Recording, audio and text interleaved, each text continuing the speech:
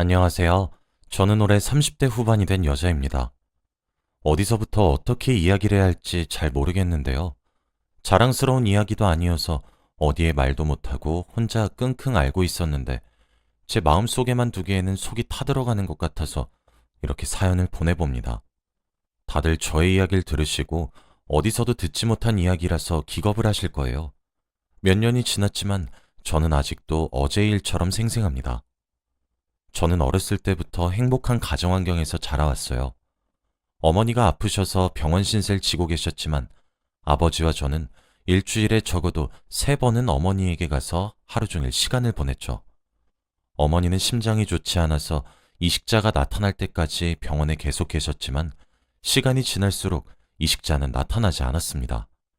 의사 선생님께서도 이제 준비를 해야 한다는 식으로 말을 하셨죠. 병실에서 부모님과 같이 맛있는 걸 먹으면서 웃고 떠드는 시간이 제일 행복했는데 이제는 어머니가 없다고 생각하니까 눈물밖에 나오지 않았어요. 그때 저는 초등학생이어서 더 감당이 되지 않았습니다. 슬퍼하는 제 옆에는 아버지가 있어 주었어요. 아버지는 다른 집 아버지보다 너무 다정하고 친절했죠. 흔히 딸바보라고 하죠. 항상 아버지는 저를 금이야 오기야 하며 키우셨고 늘 저를 보면 웃고 계셨어요. 그리고 너무 듬직하고 멋진 아버지여서 제가 어릴 때부터 아버지를 많이 따랐습니다. 제가 하고 싶은 건 다 하게 해주셨고 저를 너무 사랑하는 게 눈에 보였어요. 다른 이웃들께서 아버지의 가정적인 모습을 보고 칭찬을 많이 해주었습니다. 매일 제 옷도 다 골라주시고 밥도 다 차려주시는 것으로도 모자라 머리까지 다 묶어주셨어요.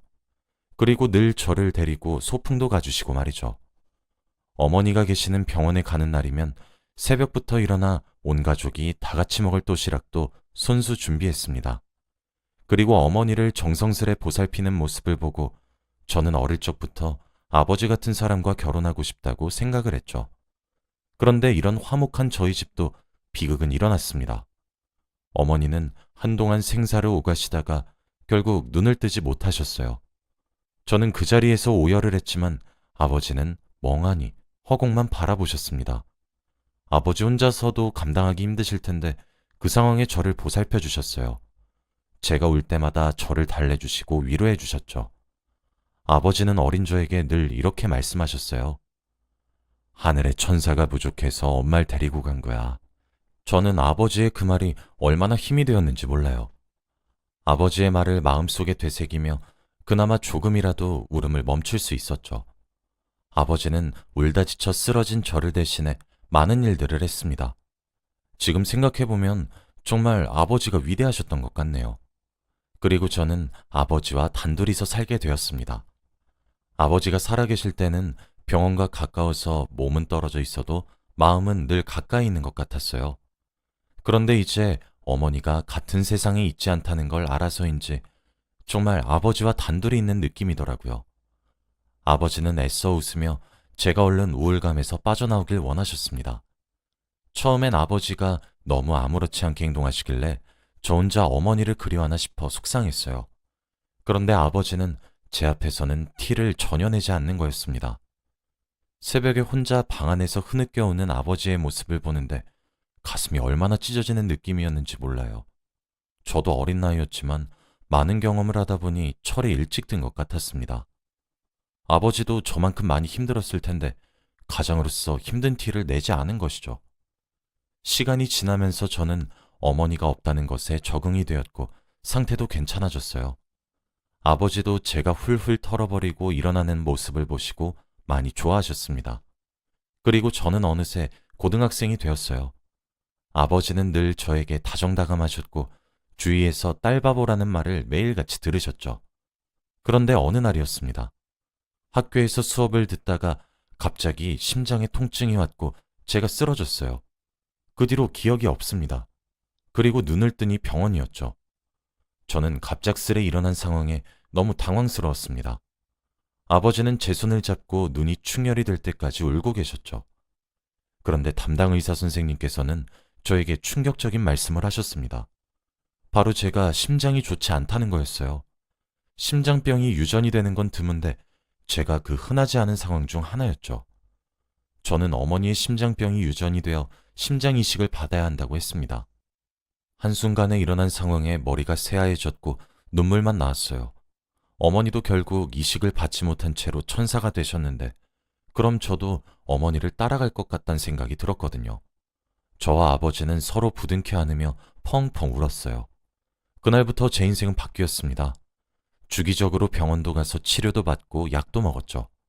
그리고 저에게 심장을 이식해줄 사람을 간절히 기다렸습니다. 그런데 이렇게 제 삶이 바뀌고 병원에도 자주 들락날락거리다 보니 병원비가 만만치 않았어요. 아버지의 월급으로는 부족했죠. 결국 아버지는 퇴근을 하고 저녁에도 일을 하셨습니다. 저 때문에 이런 고생을 하고 있는 아버지를 보면서 얼마나 죄송스러웠는지 몰라요. 아버지는 저한테 괜찮다며 웃으셨지만 왠지 모르게 그 미소 안에는 힘듦과 지침이 다 표현되더라고요. 제가 조금이라도 도와드리고 싶은데 자칫하다가 또 심정지가 와서 쓰러지면 역효과가 나니 선뜻 움직이지도 못하겠더군요. 그리고 저는 성인이 되었습니다. 어른이 되어서 학교도 다니고 다양한 행사도 참여했어요. 술은 못 먹었지만 새로운 친구들을 사귀니 확실히 재밌긴 하더라고요. 그리고 집안에 조금이라도 보탬이 되기 위해 아르바이트도 시작했습니다. 저는 거기서 제 남편을 만나게 됐어요. 저와 남편은 정말 운명적으로 만났고 연애라는 동안에도 너무 잘 맞았어요. 남편은 제가 심장이 좋지 않다는 걸 알았지만 그런 저를 사랑해준 남자입니다. 그리고 저희는 몇 년 동안이나 연애를 하면서 이제 안정적인 직업을 가진 직장인이 되었죠. 남편이 저와 결혼을 한다고 하니 아버지의 반대가 심했습니다. 처음엔 제가 심장이 좋지 않은데 남편이 저와 결혼을 한다고 하니까 아버지가 제 남편을 많이 의심했어요. 그런데 남편이 자신이 믿음직스럽게 보이기 위해 더 열심히 노력을 했고 저를 너무 사랑한다는 걸 아버지께 보여주면서 아버지는 남편을 점점 좋아하셨습니다. 남편을 벌써부터 우리 사위라고 부르며 저보다 사위를 더 좋아하시는 아버지의 모습을 보고 제가 다 기분이 좋더라고요. 저와 남편의 결혼은 속전속결로 이루어졌고 저희는 정식 부부가 되었습니다. 저희 남편도 아버지와 비슷하게 다정다감한 성격이에요. 늘 저를 잘 챙겨주고 따뜻한 사람입니다. 제 심장을 누구보다 신경 써주고 늘 저와 같이 병원도 가주는 사람이죠. 그래서 그런지 제가 남편한테 많이 의지합니다. 저희 아버지도 제 남편이 저를 잘 챙겨주는 걸 아셔서 사위를 많이 아끼세요. 지인분한테 홍삼이나 전복 같은 걸 받아오면 무조건 사위한테 주었고 사위 많이 먹으라고 했죠. 아버지와 제 남편은 둘이서 여행도 자주 다니고 데이트도 하면서 시간을 보냈어요. 제가 사랑하는 두 사람이 친하게 지내니까 보기 너무 좋았습니다. 그런데 저는 심장이 나아지지 않았어요. 약을 먹고 병원에서 치료를 계속 받아도 심정지는 계속 왔습니다. 시간이 지날수록 심장지가 오는 주기가 짧아졌고 저는 점점 두려움에 떨었죠. 조금이라도 남편이나 아버지가 제 옆에 없으면 겁이 났습니다. 혼자서 집에 쓰러지면 아무도 신고를 못 해주니 말이죠. 그런데 어느 날이었습니다. 저는 집에 혼자 있었는데 갑자기 전화가 오더라고요. 아버지와 남편은 둘이서 잠시 외출을 했었거든요. 저는 아무 생각 없이 그 전화를 받았는데 저에게 전화를 건 사람은 바로 경찰이었어요. 그런데 경찰은 저에게 충격적인 말을 하며 경찰서로 당장 오라고 했습니다. 처음 받아보는 경찰의 전화에 심장이 미친 듯이 뛰었고 숨이 잘 쉬어지지 않았어요. 금방이라도 쓰러질 것 같은 기분이 들었는데 저는 심장을 부여잡고 경찰서로 달려갔습니다.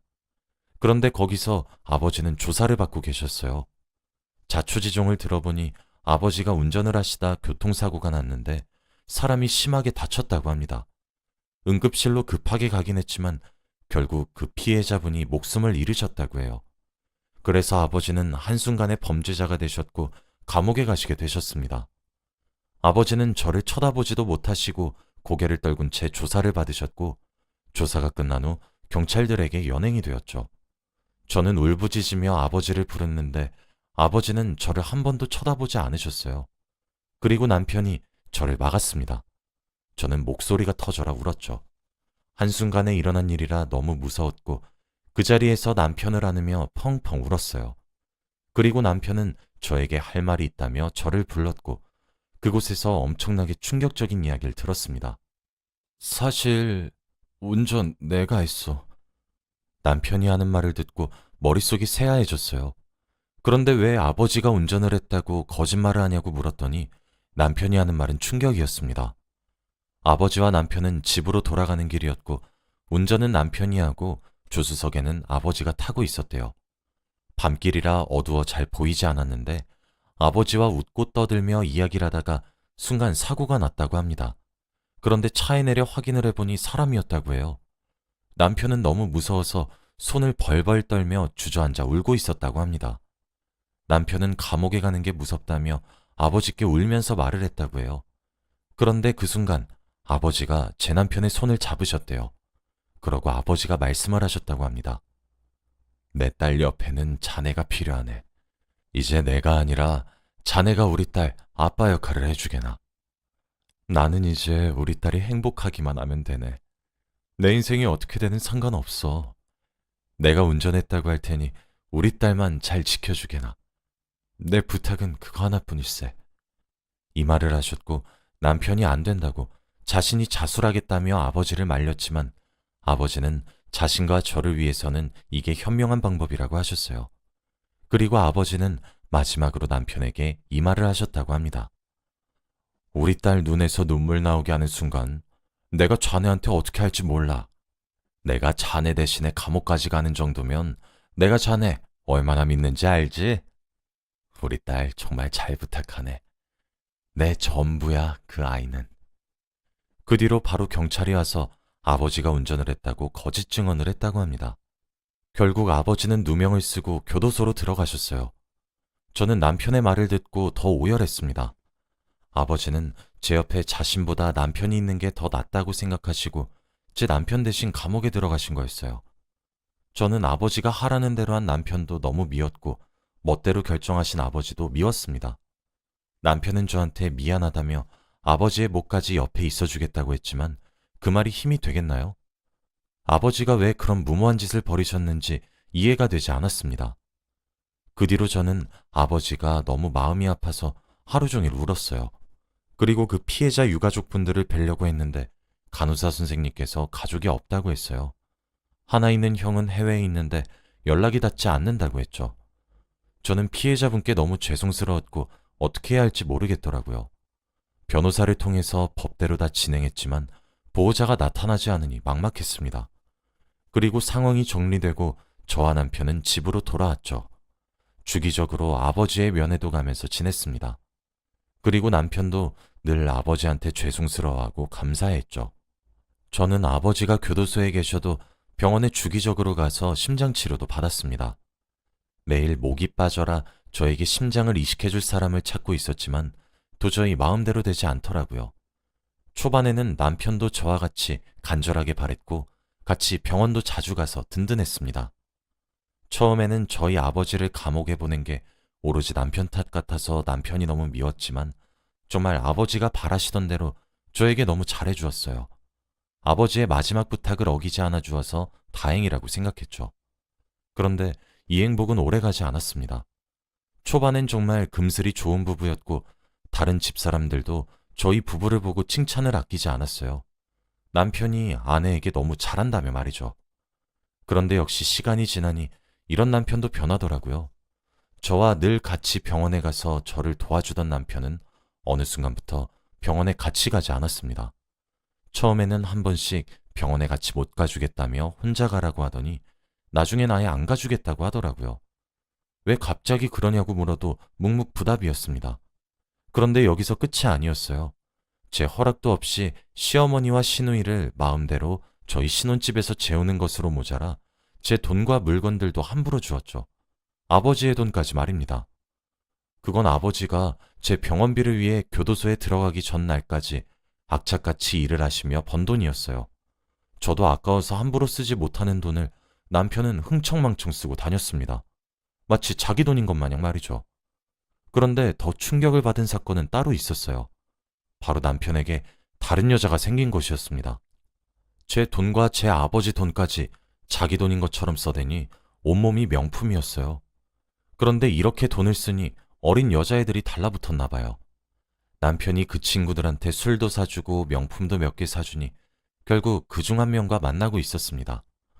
저와 아버지 돈인데 그걸 자기 돈인 척을 하는 게 얼마나 꼴사 나왔는지 모릅니다. 제가 아무리 화를 내고 달래도 달라지는 게 있을까요? 그저 저는 잔소리하는 사람일 뿐이었죠.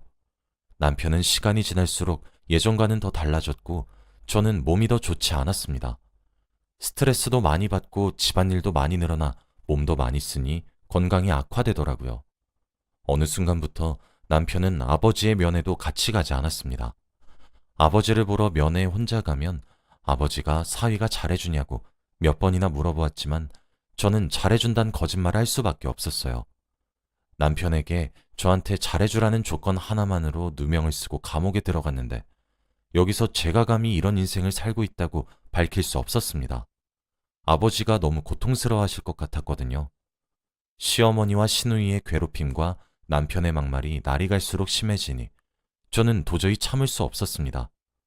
매일 시어머니와 시누이의 옷을 손빨래하고 밥도 삼시세끼 다 차리면 얼마나 힘든데요.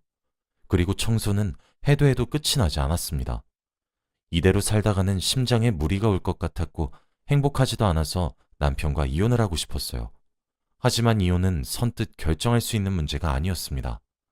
아버지가 출소를 하고 나시면 이 상황을 아시고 화를 많이 내실 것 같았거든요. 그런데 저는 남편과 이혼을 결심하게 된 사건이 하나 있었습니다. 그날은 남편이 자기 친구들을 저에게 연락도 없이 저희 집으로 다 데리고 왔더라고요. 그때 시간은 새벽 3시였는데 저는 잠에서 제대로 깨지도 못하고 음식을 준비했습니다.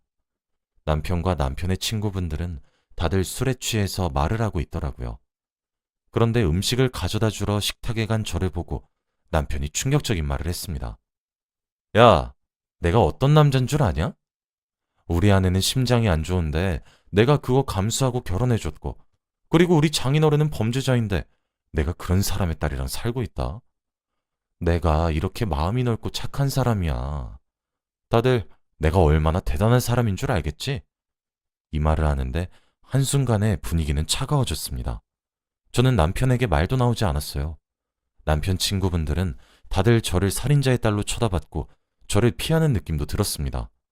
너무 수치스러웠고 자신 때문에 대신 감옥으로 간 저희 아빠에 대한 이야기는 쏙 빼놓은 채 자기 친구들에게 말한 남편이 너무 미웠고 화가 났어요. 그래서 남편 친구분들이 돌아가고 남편에게 왜 그렇게 말을 했냐고 따졌어요. 당연히 사과라고 저한테 잘못했다고 할 줄 알았던 남편은 예상을 벗어났습니다.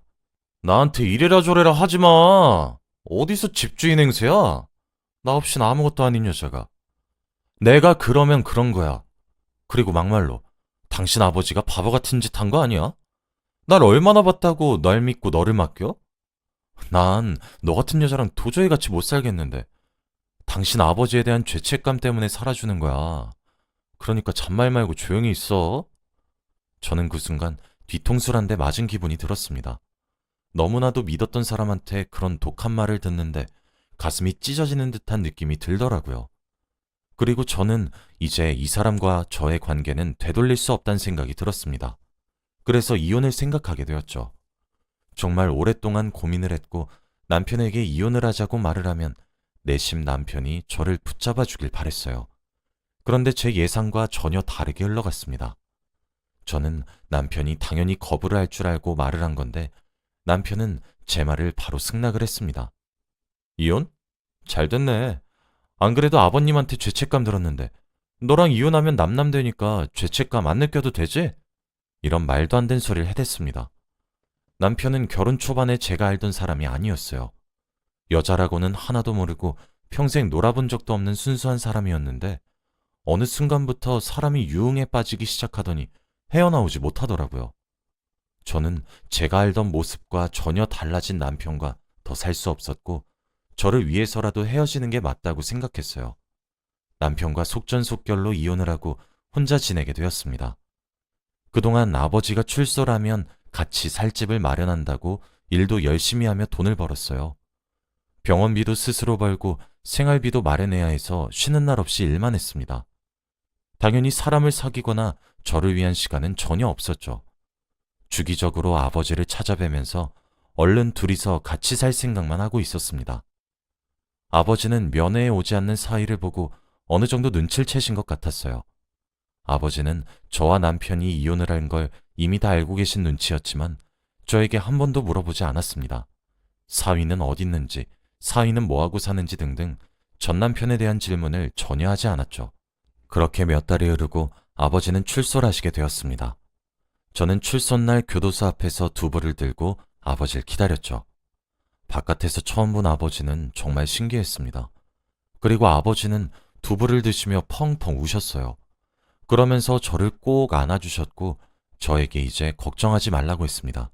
자신이 다 처리하겠다며 말이죠. 저는 아버지가 무슨 말을 하시는지 이해가 되진 않았지만 아버지를 믿었습니다.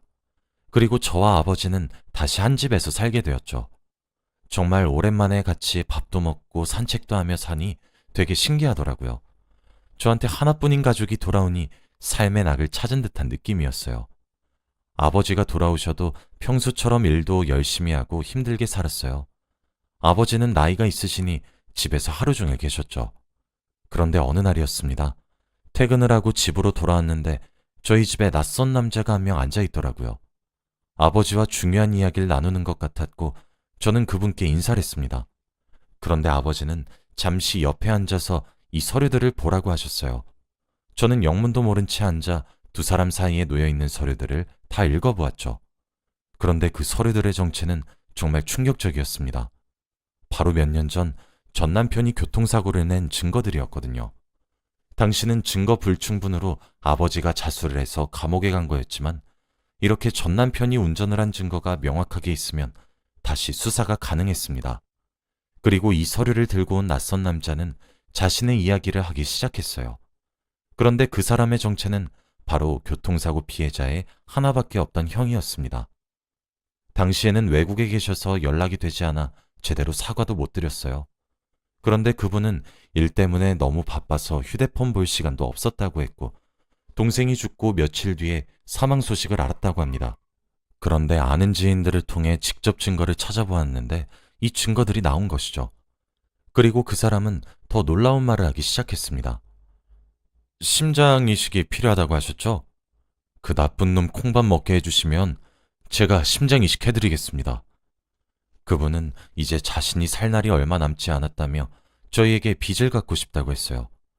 그 당시에 자신이 조금만 더 일찍 알았다면 허튼 사람을 감옥에 넣지 않았을 거라고 말이죠. 저와 아버지는 그분의 말씀을 듣고 눈물을 흘렸습니다. 그 남자는 자기도 동생 곁으로 가서 행복하게 살고 싶다고 했어요. 그 말이 얼마나 슬펐는지 모릅니다. 다 같이 눈물바다가 되었고 저희는 재수사를 요청했죠.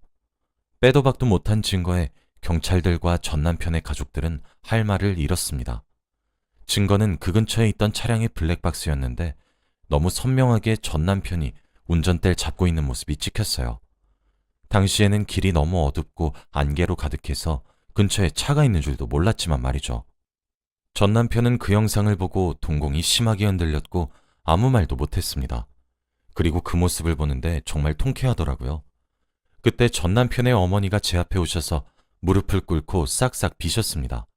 제발 선처해달라고 말이죠. 자기 귀한 아들 감옥에 보낼 수 없다고 하는데 너무 뻔뻔했습니다. 한 번만 선처를 해주면 자신의 심장을 이식해준다고 했어요.